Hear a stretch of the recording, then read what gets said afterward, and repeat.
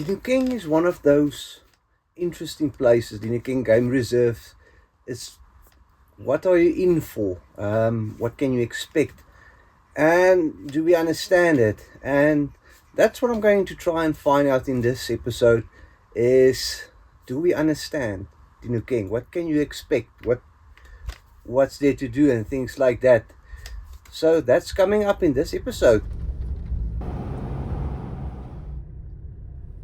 There's something special about how fast you can leave the city behind and end up right in the heart of the bush. I'm entering the Dinokeng Game Reserve, a groundbreaking initiative launched back in 2011 to reintroduce free roaming wildlife to this part of Gauteng. True to its name, Dinokeng, meaning places of rivers, the landscape here is shaped by water, wood, and wide open skies. It's one of the few places where landowners joined forces to drop interior fences, creating thousands of hectares for the Big Five to reclaim their traditional territory. I'm back here to test the ground again, and for this trip, I've booked a campsite over at Dinokeng Bush Camp, staying at Oukral. Let's get set up and see what we can find.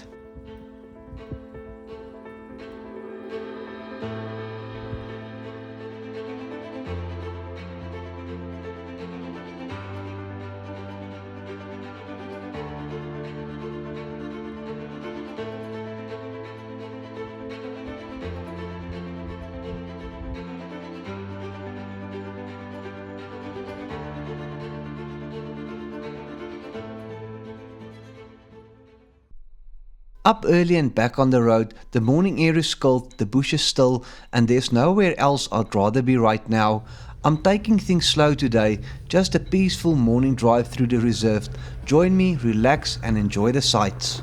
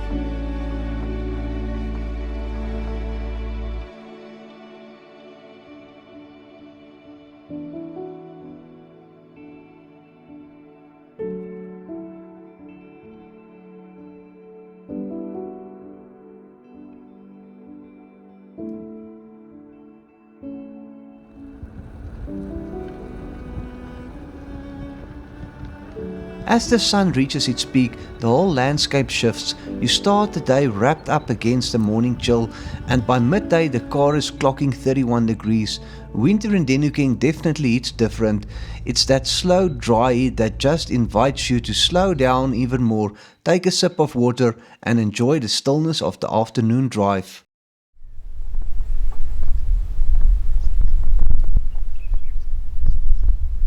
Now here's something you don't see every day, but it's more common than you think. This giraffe is actually gnawing on an old bone. It's called osteophagia, literally bone eating. Even though are strict plant eaters, they need a huge amount of calcium and phosphorus to support those massive bones. When their browse lacks minerals, they turn to bones left behind by predators to make up the difference.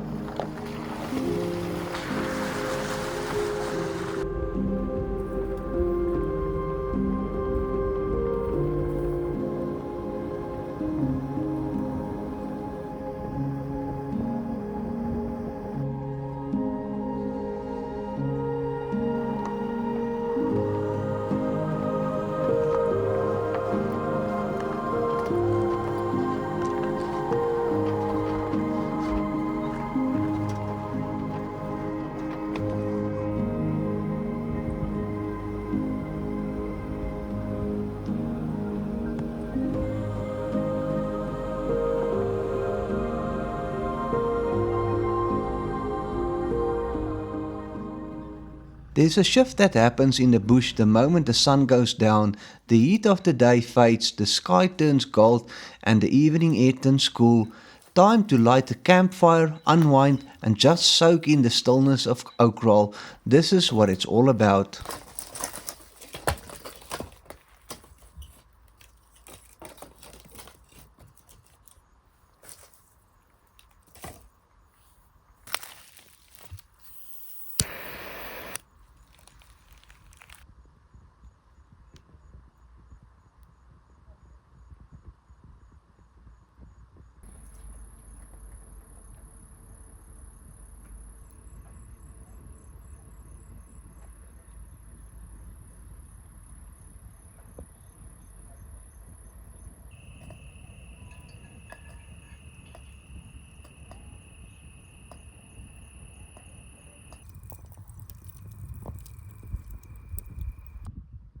Up before the sun, waiting to head out on a guided game drive with Wim. There's a distinct feeling in the morning air when you're standing at camp, waiting for the safari vehicle to roll out, that blend of absolute quiet and high expectations. You're always hoping for that big sighting, the unforgettable encounter around the next bend. The big question was, would the bush deliver for us today?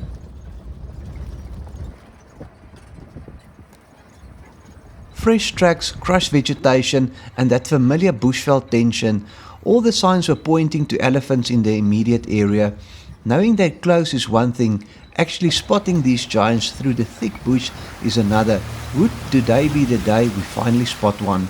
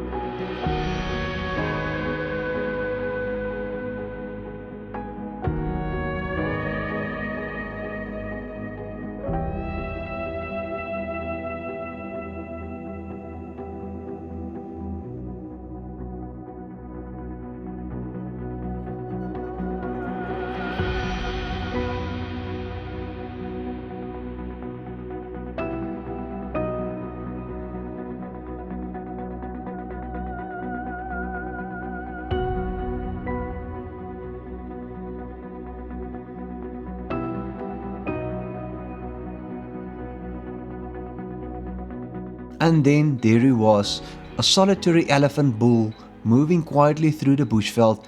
Moments like this are exactly why you get up before dawn, to stand in the presence of an animal this massive, watching him calmly go about his morning. It's an incredible reminder of how wild this place really is.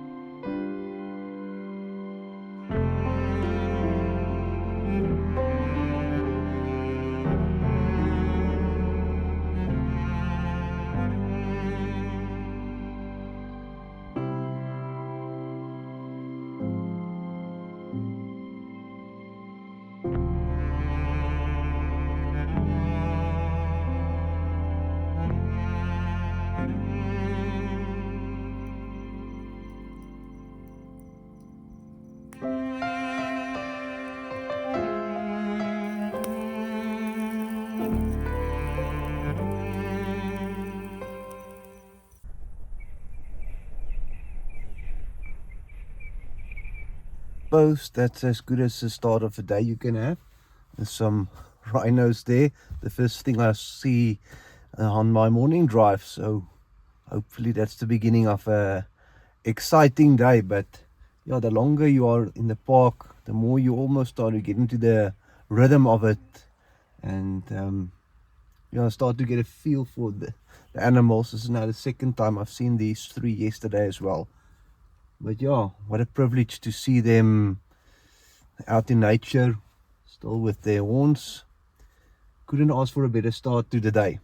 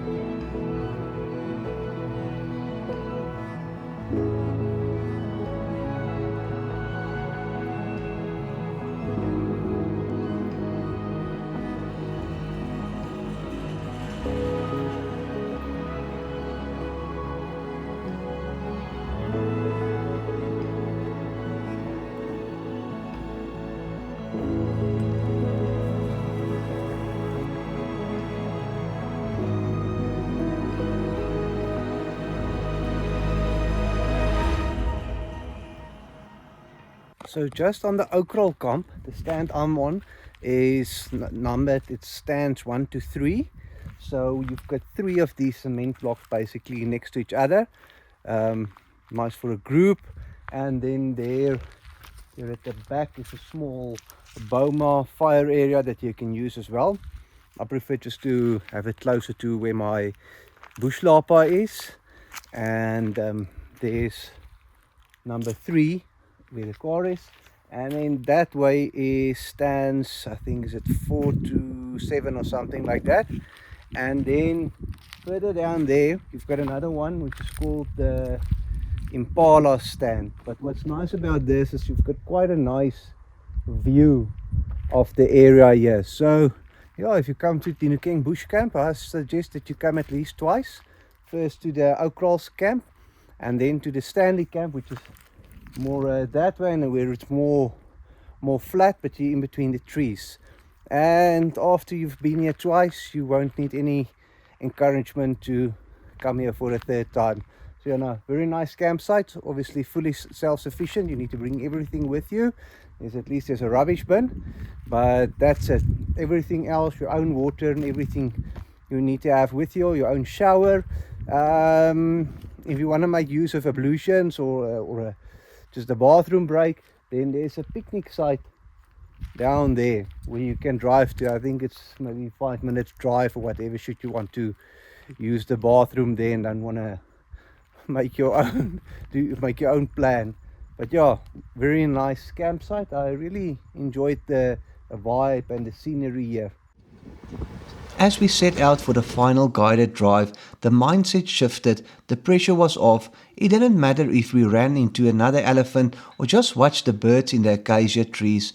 Just being out here, surrounded by the sights and sounds of Dinokeng, was more than enough pure peace.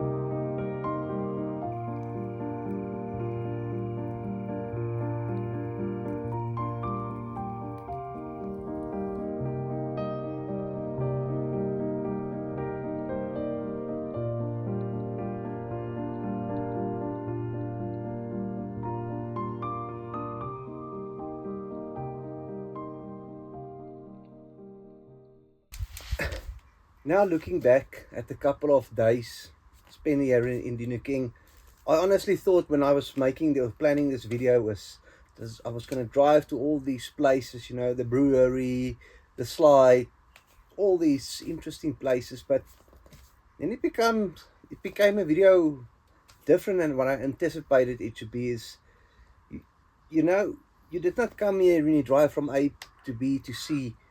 What actually happened is you started to get the feel, you started to get the vibe of Dinokeng. It's almost like a small community if you look at how the guides interact with each other, and you almost you make friends here. I think Vim did a great job. Um, you always feel welcome here. I think what's nice about Dinokeng Bush Camp is that it's a bit further away, and I mentioned it in the past as well. It's a bit further away from all the other campsites, but that's what's so nice. You've got these quiet evenings. You can hear the hyenas, you can hear the jackal, and I must also say I think the people that come here and camp at this campsite has got the same. I don't know, the same expectation. There was about 100 meter or so a group with me, or another group camping, and man, I can tell you barely hurt those people. So I think it's a lot of like-minded people.